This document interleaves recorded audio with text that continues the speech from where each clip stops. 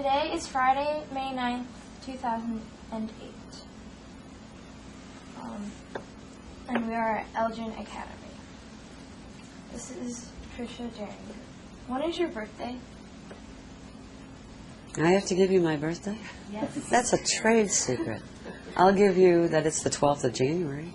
Okay. The year is mine. Okay. The people attending this interview are Sarah Sabo, John Flainer, and myself, Haley Van Beck. We are working with Elgin Academy and Gail Borden Library. So what war were you in? I served through many different conflicts. I came in during the end of Vietnam. I served during Panama, Grenada, Lebanon. Then I had a break in service, and I came in for Iraqi freedom. What branch of service were you in? I'm proudly to say I was in the United States Army. What was your rank? When I started out, I enlisted. I went through the ranks to E6, and then I was made a warrant officer. I was the first female warrant officer in the entire military intelligence arena, and I ended my active duty as a CW2. Where did you serve? While I was on active duty, I served in Augsburg, Germany, and while I was in the Illinois National Guard, where I completed the last 10 years of my service, I was stateside. Women aren't drafted. Women always make that concerted effort to enlist, so I was enlisted. Where were you living at the time? Here in Elgin, Illinois. Why did you join? I come from a family of military people. I'm a descendant of William Tecumseh Sherman. Throughout my entire life, all my uncles and my father served. They served during World War I and Korea. And I just knew from a very early age that I would join the military. Why did you pick the service branch that you joined? When I went for the ABSAF tests in Chicago, I took the language tests and I scored the highest that they had ever seen. So the Army offered me the best opportunity. They offered me the Defense Language Institute, Monterey, California, where I studied Russian for 47 weeks, 6 hours a day, and then advanced Russian for 37 weeks, 6 hours a day. And they gave me the area of my choice, which was Germany, and I just felt that they were the best that could offer me the best opportunity that I was looking for. Do you remember your first days in service? Oh, I certainly do. There is nothing like basic training. It was the first time I ever flew, and I flew on Southern Scareways. I went into a small prop jet plane that you went in the back of the plane, and I had never seen one like that before. I flew during a storm, and I went to Fort McClellan, Alabama, and I was one of the last ones to go through the Women's Army Corps, the WAC Corps. When I got there, we were put on a bus that I believe they purposely took the shocks off of. We rode on that bus for about 20 miles, but it seemed like forever. We finally got to the base around 11:30 at night, and my first meal in the United States Army was cold hot dogs and warm milk. So tell me about your boot camp and training experiences. My basic training was a lot different than what they have today. Today it's integrated, and they have women and men together. When I went through the Women's Army Corps, we were still separate. And what we spent a lot of time doing was ironing. You had to starch your skirt and have it stand up next to you in formation. We learned military protocol. We learned quickly in 8 weeks how to go from a civilian to a member of the military, but we never fired a weapon. We did a lot of marching. It wasn't until I went to the field and after the military integrated the women and men together that I finally had to learn to fire a weapon. And it was an awesome experience. It really showed me a lot. Do you remember your instructors?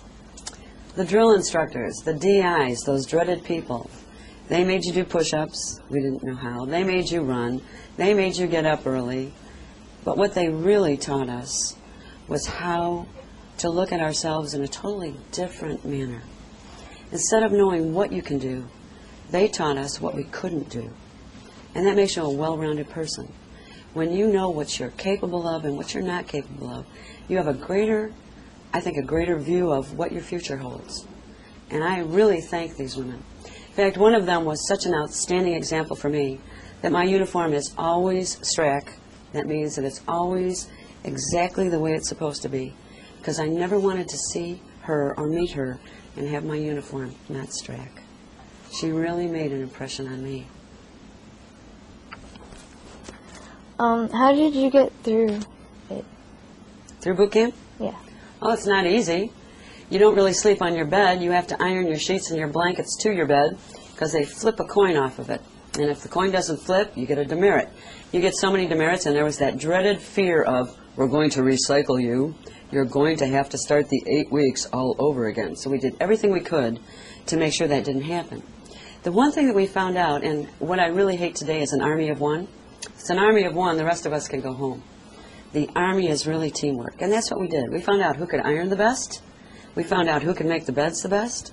We found out who could use that buffer.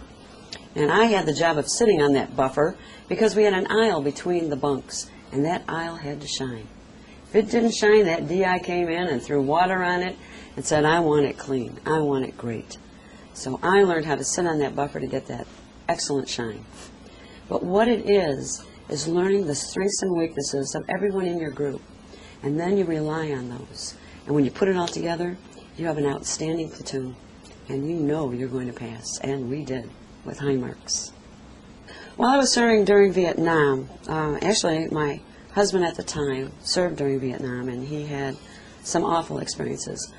One of the hardest things for me to go through during Vietnam era was the fact that there was a lack of support here in the United States for many of our soldiers.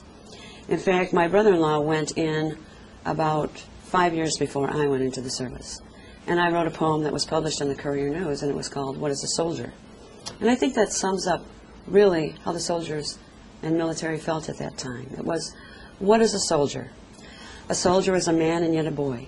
He shoots a gun, not a child's toy. With bullets that kill, often he dies with maybe only God to hear his goodbyes. At home, we were burning our draft cards and living a life of free. But for the brave young soldier, death is all he can see. Let's show him that we're for him. Let's show him that we care. And when you hear of these brave young men, let's stop in a silent prayer. The one thing the military, you have to understand, the military doesn't live for war. We fight for peace. We enjoyed peace more than any of you will ever know. While I served during Vietnam, I was in military intelligence, but I also had that desire to go into the medical field. And through the correspondence course through Fort Sam Houston, I got my LPN, my licensed practical nurse. They sent, at the end, men who were not going to make it stateside, whose injuries were so severe that they were going to die. We took care of them. It was an awesome and humbling experience for me. I remember one soldier who had tripped over a landmine. They couldn't even put him back together. All he was tubes and clamps. We spent the next 6 days making sure that he was comfortable. One day I just whispered in his ear and I said, it's okay, you can go. The next day I found out he died. I cried. There's such a feeling of camaraderie with you and everybody else in uniform. And it doesn't matter what branch of service you're in. You're one family. You look after each other, you take care of each other, and most importantly, you build each other up. That's what it means. That's what the war of Vietnam meant to me. Do you remember arriving, and what was it like? Arriving? At the war. In Germany. Yeah. Germany was an awesome experience. My grandparents were first-generation German, but the only German I knew was the kind you couldn't speak in public. It was only when my grandmother was angry at my grandfather that she would really speak German. However, she would speak English like German. She would put the verb at the end. She would say, I up the stairs and around the corner went, and my father could never understand her. When I went to Germany, it was my desire to go to Europe. I had studied history both in high school and college, and I wanted to see the places that I had read about. It was awesome. The very first person I met going down to Augsburg, Germany, was Mrs. Frankenstein. I didn't know if this was a good omen or a bad omen, but it was definitely an experience. I quickly learned German, and for 2.5 years we were on a small military base. We lived on the economy, so you had to learn German. You had to learn the customs. By the time I left, no one knew that I was an American. They weren't sure exactly which part of Germany I came from, but I was able to converse with them so fluently and understand their customs so well that they really enjoyed having discussions with me. In fact, they were almost surprised when I'd say, I'm an American. What was your job? For the first 11 years, I was active duty, and I was in military intelligence. I was a translator-interpreter for the Russian language and also for German. We were responsible for making sure that, it was during the Cold War, for making sure that our president knew anything that was going on. Can you tell me more about that? Can I tell you more? No, I can't. What I did was highly classified. But I can tell you that we were also ambassadors of goodwill. In fact, when Walter Mondale was vice president, he came over to Europe and I had to translate for him. That was an awesome experience. You're always worried that you need to get those words exactly right. Translating into multiple languages can also be a very frightening experience. There are so many idioms. Just like in the United States, we have different places where we say words have different meanings, and that's true also in Europe. But we had a wonderful time. We translated well for him. And I think I'm going to go away with my experience from Europe. I traveled all over with a unique perspective. In fact, one of the Germans came up to me and said, how come the United States has such ridiculous international policies? And I looked at him and I said, you see that building right there? And he said, yeah. I said, that building is 900 years older than my nation has been a nation. You see, Europe has such a fascinating history. But for the United States, we've been asked to do a lot in a short period of time. We're just 200 plus years old. Most of these nations are centuries old. And when you sit down and you start to talk to other people and understand where they're coming from and where we're coming from, there's such an easier time to relate. I think it does a lot. It says a lot for our military. And even today in Iraq, you see us not only fighting a war, we're also ambassadors. We're the ones they see. We're the ones they'll remember. Our kindness goes a long way. Can you tell me about some of your memorable experiences? Memorable. I have a whole lifetime of memorable experiences. I think one of the best is my little bear. Since September 11th, 2001, I have been in a medical unit, but we were activated so often because we were preparing troops to go overseas. I have a son who's currently in the United States Navy, and oftentimes our military is more afraid of having a needle stick than they are of going to combat. They'll come in. So this is why I have my little bear. This bear has been through a lot. You can see the Band-Aids. What I would do is make sure that my policy was one stick. If I can't get your blood on one stick, it's not going to happen. So what we would do is we would bring in, and we called it the buddy system. We would give him the bear, and a buddy would sit there and hold him, and we'd get his mind off of that needle stick. And then when I'd draw that blood, they'd go, are you going to do it? And I'd say, we're all over. I remember a CW4 who came to me and he goes, you know what? I end up on the ground. I said, well, why don't we start there? He said, you can draw my blood laying down. And I said, I certainly can. It's a lot easier for me if you're laying down instead of falling down. So I did. So many of the hard sticks were the ones they sent to me. I think what's interesting, especially when you have a son in service, is that so many things have changed and yet so many things stay the same. The uniforms changed somewhat. Maybe some of the attitudes changed. But what's there is such a wonderful feeling of tradition. Doesn't matter what branch. You all sit there and every rank is accepted and every rank is appreciated. One of the experiences I had recently was that my son was stationed at Pearl Harbor. I had never been able to go to Pearl Harbor. It's one of those places that I think everyone should go to. Pearl Harbor is where we lost so many. We lost 1,900 sailors on one ship that was sunk at Pearl Harbor. My son waited until I got there to go see the USS Arizona. We went together.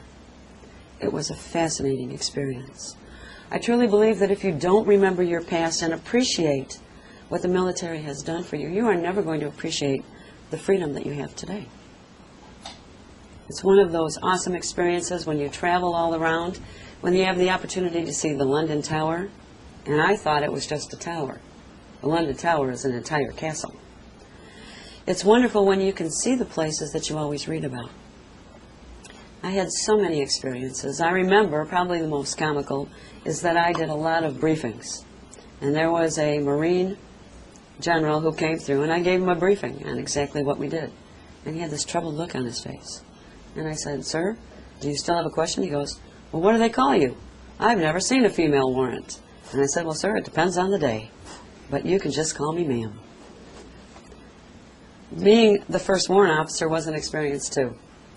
Being the first female, I went to Fort Ord. I got my warrant officer while I was going back for intermediate Russian studies at California, Defense Language Institute, Monterey, California.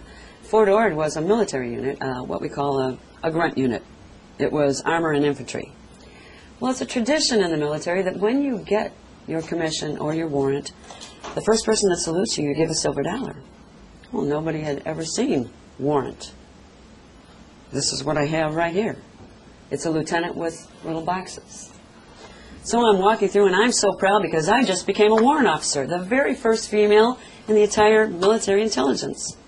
And I want somebody to salute me. And they just walk right past. I finally grabbed this private and I said, "You will come to attention and you will salute me." And he did. And I gave him a silver dollar. And I can imagine, he probably went back to all his buddies and said, "There's a crazy lady out there. If you salute her, she'll give you $1." But those, again, are traditions. And traditions really make up what the military is all about. During the war, how did you stay in touch with your family? Well, it was easy for me. I had phones because I was not in combat. But remember, I'm a member of the American Legion, and the difference between the VFW and the American Legion is the VFW had to have served in the conflict. For the American Legion, we understand that for every man in the field actually fighting the war, there are 6 people in support elements.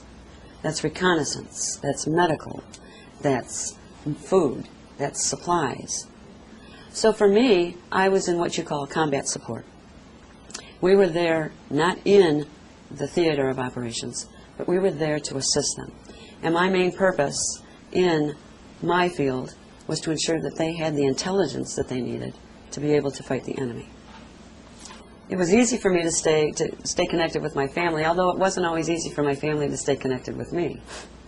The phones in Europe were a lot different than they are here. You can't just pick it up. You have to go through overseas operators. I remember the funny story about my mother. I was over there and I really wanted Good and Plenty's. I don't know why. I guess it's because I had lived without Good and Plenty's for about 4 years, and they were just my addiction. So I wrote home and I said, "Mom, can you send me some Good and Plenty's?" So she went over to E.B. Brown, the candy store here in Elgin, and she got a box. Not just one box. She got a box. There were about 60 in there. 60 little small boxes of Good and Plenty's. And I asked her to send them ASAP. Does everyone here know what ASAP means? My mother didn't. She called the post office. She said, "I have heard SAM, Space Available Mail, and I've heard of PAL, Parcel Airlift, but how do you send something ASAP?" Well, when the man stopped laughing, he said, "Ma'am, have you heard of as soon as possible?" So I got a very nasty letter from my mother because the military works in acronyms. We have so many acronyms that we know what they mean, but to the layperson, perhaps not. But I think she knows what ASAP is today. So what was the food like? Oh, my goodness. My son is in the United States Navy because I took him to many Army mess halls. And when I asked him, "Why'd you join the Navy?" he said, "Mom, when they call it an Army mess, they mean a mess. I want to go to the branch that has the best food, and I'll tell you what, the United States Navy, I take my hat off to them. They certainly have the best food." It all depends. It depends if you're out in the field. You have, we had K rations. They were carryovers, I think, from World War II, and C rations, which were carryovers from World War I. They were not very good.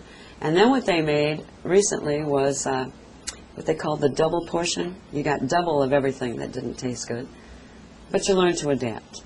In the mess halls themselves, they did a nice job. They did the best job they could do, and we'd always thank them, because they're the ones that got up at 3 a.m. to cook all this, we'll say, wonderful food.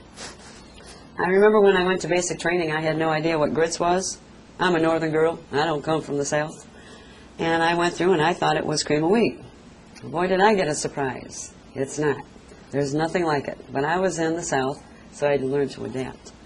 I remember my first eggs in the military, they were green. That's because they were powdered eggs. Oh.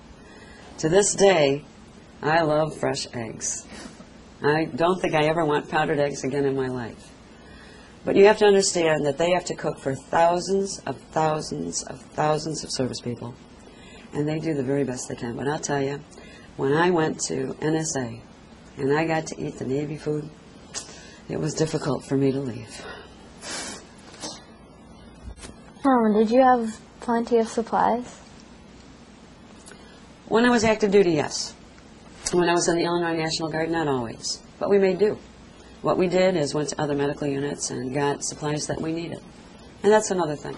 We're all a team. It's not yours and mine. It's ours. But we were always able to do what we needed to do for the people that we needed to do it for.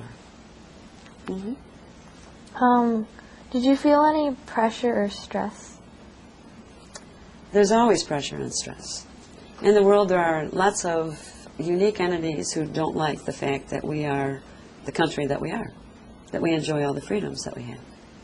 When I was serving on active duty, we were during the Cold War, and there we had the fight with the Russians, with the Soviet Union at the time. We would monitor, and we would have to make sure that everything was good. There was a lot of stress in that we had a lot of rotating shifts.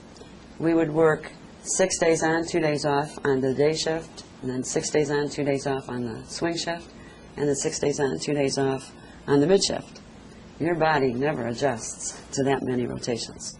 And then during holiday times, to get people off, we'd work 12 on, 12 off for 6 days.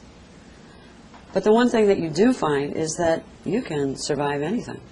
You can make it through basic training, and you can make it through swing shifts and rotating shifts, and you can make it in the field on C-rats and K-rats.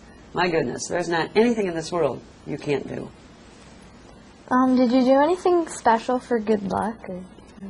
For good luck? Oh, that's a good one. I prayed. I prayed. I prayed for a lot of my friends who were serving in combat. I prayed for all the young men and women who are serving today. It's probably the best thing. They say that maybe we shouldn't be a nation under God, but I'll tell you what, when you're in a foxhole somewhere or you're fighting the enemy, you learn who God is real fast. I don't think you can be a nation without having God first. And in the American Legion, it's God and country. I don't care what you believe in personally. I think that you have to believe in that there's a higher power, something that's better than what we are. And I think that's what helps most military men and women get through the tough times. How did people entertain themselves? When we would prepare for the next shift, we would stay up and play Risk all night long. It was wonderful. We got to take over the world. Have you ever heard of the game Risk? Yeah, I was always the continent of Africa. But we had little names for them. We had the green meanies, we had the yellow hordes, we had all kinds. But that's how we would pass the time. We would stay in tune, and it would keep us sharp. I wrote a lot of poetry. I did a lot of writing of music, of songs, and that's what helped me through. A lot of visiting of wonderful places. What did you do when on leave? I didn't come home on leave very often. From Europe, it's a long distance. I came home on leave once in my uniform, and I refused to come back in uniform again. It was the height of all the demonstrations, and I was spinning. Here I was, the child of a veteran from World War II who came home to a hero's welcome, and here I was, a member of the United States Army during Vietnam, and I just saw that the nation wasn't the same. Today I'm proud to wear my uniform, but at that time I wasn't proud to wear my uniform on leave. I think we have a better appreciation today of the men and women. I think that the uniform is now not seen with scorn as it was during the Vietnam War. The Vietnam War, I think, was one of the most trying times in our history. We forgot that the freedoms we enjoy aren't won by politicians. They're not won by protesters. They're won by the men and women who are out there risking their lives. And I think once, at that time, we lost sight of that. I think we've gotten that back. I think we're on a better course today. Where did you travel while in the service? Oh my goodness. I saw where Anne Frank hid from the Nazis. I was able to see the Russian ballet, not in Russia, but when they came to Amsterdam. I went to London and I found out why the Queen frowns. I've always wanted to have crumpets. I thought the Queen always eats tea and crumpets at 3 o'clock in the afternoon. Crumpets are the most awful tasting things. They're little biscuits. Now I know why in her picture she always frowns. I think they take her picture after she eats that tea and crumpets. And I think that's why. I went to Italy. I went to France. And I wasn't fond of France. I went to Paris, and we saw the Follies, and it was hot. We were in the 3rd balcony, and we left. It was very hot. But what I found living in Germany was that they're so clean. They pick up their trash every day. They even sweep their sidewalks. But when I went to Paris, France, it wasn't clean.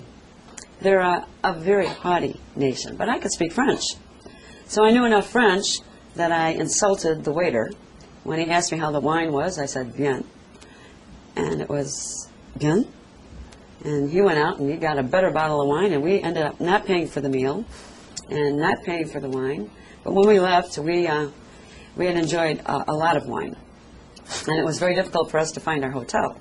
So we got on the subway there, and we finally realized, I said, I can't stay on this anymore. So we got off, and fortunately, we got off right across from our hotel. But wonderful experiences. You see a lot of different things. I just found it all fascinating. What really fascinated me about Germany was Maud Ludwig. He was a king who lost his wife. His wife was murdered. And we saw all his castles. His castles are the one that Disney replicated his. And there were little quirky things like a water park. And as you walk through, you wonder, where should you stand? Because no matter where you stood, water would shoot out. He had a delicious sense of humor. But all of his castles were wonderful. Neuschwanstein was beautiful. Do you remember any funny or unusual events? Unusual events, yes, I do. Unfortunately, I'm going to have to put this in rather cryptic terms. We were asked to go to a Schützenschnur, and this is a firing contest with the Germans. Now, you had to, in order to get points, you had to shoot them where you would kill them. Now, we had to use German weapons, and I had just recently learned how to fire an M16. These were a little heavier. They were a little harder to zero in on. And I shot the target every time, but I didn't shoot the target in the heart or in the head. I shot the target in part of the anatomy that would cause dangerous pain to most males. And they would look at me, and they would just shake their head. When it was all done, I got what they called an honorable mention, because they decided even though you didn't have shoot to kill, where you shot probably would have caused people to want to be dead. So I was given an extremely outstanding award, and that's probably the nicest way I can put that. When I first learned to fire an M16, I wore bifocals, and I'm trying with this the steel combat hat to try and zero in, but the hat's moving and I'm moving. I finally learned how to zero in. I got very good with an M16. When I made warrant officer, they gave us sidearms. I used a 38. 38 is nice and small, and for my hand, it was perfect. Then they gave me a 45. The MPs were wonderful people. They went out and tried to tell me how it was going to kick, and I went out there, and the very first time I fired, I went right down on my back. I mean, it had a kick, and it was also very big. So now I'm laying on the ground with the M16 the 45 in the air, and the MPs go, "Ma'am, don't move." And I go, "Like I could." Like I could. So they took the 45 from me, and they reissued me a 38. They thought it was safer. Those are some funny experiences that we have. I think the funny ones are oftentimes the ones that you don't appreciate until later. And I really appreciate a lot of the experiences I had. Did you have any pranks that you pulled or other people pulled? We always had pranks. Some of the pranks we won't talk about. Pranks. When you're a new person in the unit, you're always going to be asked to do something that doesn't exist. This is called initiation. Unlike the initiations today where they cause people injury, ours were just injury to your, I don't know, perhaps your sense of who you are. I went in and they told me that I had to go to the maintenance shop and get a DF bearing. This is a direction finding bearing. There isn't. It stands from direction equipment. I didn't know this, so I walked in and I'm here from the battalion and I need a DF bearing. You need a what? A DF bearing. And then they go, well, what size? Go back and find out. So I go back and I go, what size DF bearing do you need? Well, let's see. We probably need a 60 millimeter, but no less than a 45 millimeter, but no greater than an 80. Okay? I need a 45 millimeter, but no greater than an 80, but 60 would be the best. 60? They didn't order 60. We don't have 60 in supply. By the time you get back, you've run back 6 or 7 times, and everybody's laughing. If you have a good sense of humor, you make it through. You say, okay, fine, I've been had. And then you go out and have the next person.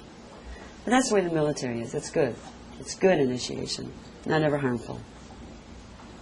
Do you have any photographs? I don't have many photographs of me. No, I don't.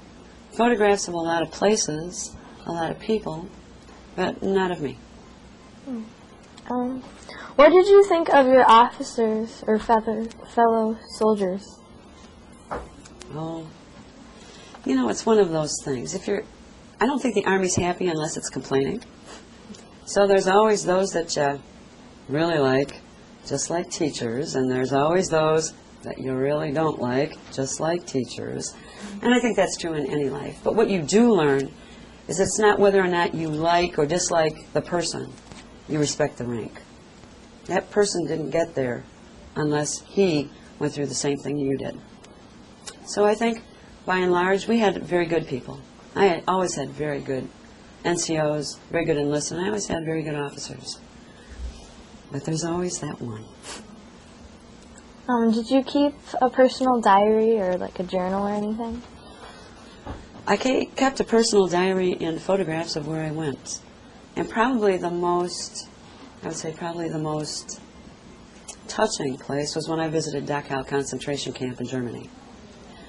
When I visited Dachau concentration camp, and I was there 4 times, I had my family come over and my husband's family come over, and we took them there. And this was during the time in the United States when people were questioning whether the Holocaust ever existed. And I wanted to put them on a plane, on a bus, and take them over to Dachau so they could see. But here I was, and Dachau was always cloudy. It always seemed cold. And to be there in person, to see what these people actually went through, is just amazing. You still see the gun towers. They kept it exactly as it was. And you see the places there, and as you walk around, such a sense of powerlessness. You wonder how anybody made it through. And I went out, and here I was so angry after visiting Dachau. I went out to the first town around, and I said in German, "Don't you know these people? Don't you know they were there?" And the lady just looked at me, and she said, "We thought they were burning dead cattle." I said, "You can't really believe that, can you?" And here I am, just so righteous. And she goes, "We knew, but if we had said anything, it would have happened to us too." So when you realize the position that they were in, the average German person, not the Wehrmacht, not the SS, when you saw what the average German person was going through too, the fear that he or she would be put in a place like that, you can understand possibly why they didn't react. And that's something that we have to keep in mind. How would you react if that happened to you? Most of us would like to say, "Oh, I'd be great. I'd go in there and I'd put an end to it all." But by and large, it came so quickly and with such force, the Nazis did in Germany, that nobody was safe. Do you remember the day that your service ended? Mm-hmm. Both times. When I ended active duty, I came back to the United States, and it was a wonderful experience. And yet, there was a period of, how do I get back into the civilian world? It's so different. I don't have the time schedule that I have. I don't have all the responsibility that I have. But my true desire when I got out was to become a registered nurse, which I did. And I used the GI Bill. When I left, it was wonderful because they threw a party in Germany, and they said, "You're going back to the land of round doorknobs," because they don't have round doorknobs in Germany. "You're going back to the land of telephones and stores that stay open on Saturday and Sunday. It was wonderful. It was wonderful to come back.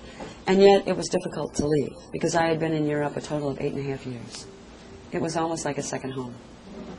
When I retired finally, after 22 years combined service, I felt relief. The last 7 years have been very, very active. I have seen so many troops, and we've prepared so many troops from Illinois, Wisconsin, Indiana, Iowa, all over, prepared them for either stateside or for overseas deployment. And I was working my full-time job as a civilian and also almost working a full-time job in the Illinois National Guard. So I had no time to myself. When I retired, I finally had like a breath of relaxation. For the first time, I had a weekend that was mine. And my house really appreciated it, and my cat really appreciated it. And by and large, my adopted father really appreciated it because he didn't have to take care of my house anymore. So it was nice. It was wonderful. And yet I still look back and I say, could I have done more? Should I have stayed in? So, what did you do in the days and weeks afterward? I worked on my house, and I slept, and I ate good food. It was tough to go every weekend or 15 days or whatever eating mess hall food. So the first thing I did was got myself a steak. I went to Lone Star. I know the Army wouldn't appreciate that red meat diet, but I'll tell you what, it tasted delicious. I changed the windows in my house. I redid my kitchen. I put in a bathroom downstairs. I had new windows put in, and I put in a rock garden. And for the first time in my life, I planted plants. I'm horticulturally challenged. My neighbor behind me is about 8 feet lower than my property. And I got a weed whacker, and I'm out there just weed whacking and taking out all the weeds in the back of the property. He came running out, and he said, Tricia? And I said, yeah. And he goes, would you mind stopping? He says, is it too loud? He goes, no, you're cutting down my daylilies. I said, ooh. Ooh, he said, you're horticulturally challenged? And I said, I think I am. I said, I can't tell a weed from a flower, and a lot of the weeds are beautiful, so he drew a line. And he said, if you'll stay on this side with your weed whacker, I'll be most appreciative. So I built a rock garden and put in a privacy fence around the patio, and I have some plants, and I want you to know I'm really thrilled because they're blooming this year. So I want you to know that my house is good. What does freedom mean to you? Freedom means everything in the world to me. Freedom means that we have to have people that are not only willing to talk about it, but willing to defend it. My personal comment to everyone today is when we deploy our troops, our commitment to our troops is not negotiable. We may not always agree on whether or not we should fight an enemy, but we have to agree that when we put our soldiers, sailors, Marine, Air Force personnel in harm's way, we have to support them during the duration of that conflict. We can talk about it and yell about it afterwards, but there is nothing more demoralizing than to be in harm's way and wonder why the people at home aren't behind you. You have to be behind the men and women that protect this nation. Freedom isn't free. Freedom comes with a price. The fact that you can go to sleep every night and not worry. The fact that you can go and have a wonderful education, that you can go to the churches that you want to in this nation, are a testament to the fact that our men and women in uniform continue to give you that freedom. As I said earlier, it doesn't come from politicians or the press or protesters. It comes from the men and women that think so highly of this nation and the future of this nation that they're willing to die for this nation. The only thing I can say to you about freedom is take it seriously. I love the story, the ending in Private Ryan. When the captain died, he said, earn this. And I say to each and every one of you, earn the freedom that the men and women of our military have fought and died and continue to fight and die to give you. Remember, freedom will never be free, but there's nothing better than freedom in our world.